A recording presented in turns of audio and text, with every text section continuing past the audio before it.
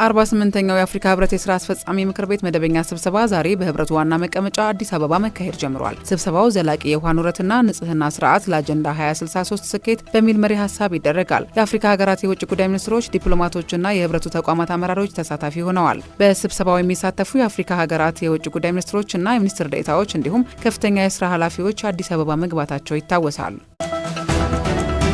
የአዲስ አበባ ፖሊስ ጠቅላይ መምሪያ የተሽከርካሪ ፍሰቱን ለማሳለጥና ከእንግዶች አቀባበል ጋር በተያያዘ የትራፊክ መጨናነቅ እንዳይፈጠር ዝግ የሚደረጉ መንገዶችን ይፋ አድርጓል። በዚህ መሰረትም ከቦሌ ዓለም አቀፍ አውሮፕላን ማረፊያ ወደ ብራስ እንዲሁም ከቦሌ መድኃኔዓለም በአትላስ ወደ ቅዱስ ዑራኤል ቤተክርስቲያን የሚወስደው መንገድ በመሪዎቹ ጉባኤ ምክንያት ከዛሬ የካቲት 4 ቀን 2018 ዓ.ም ጀምሮ ሙሉ ለሙሉ ለተሽከርካሪዎች ዝግ የሚደረግ ይሆናል። በተጨማሪም በሌሎች እንግዶች በሚያርፉባቸውና ዋና ዋና አደባባዮችና የአጀብ መስመሮች አሽከርካሪዎች ቅድሚያ በመስጠትና የትራፊክ ፖሊስ አባላትን ትዕዛዝ በማክበር የተለመደ ቀና ትብብራቸውን እንዲያደርጉ ጥሪ ቀርቧል።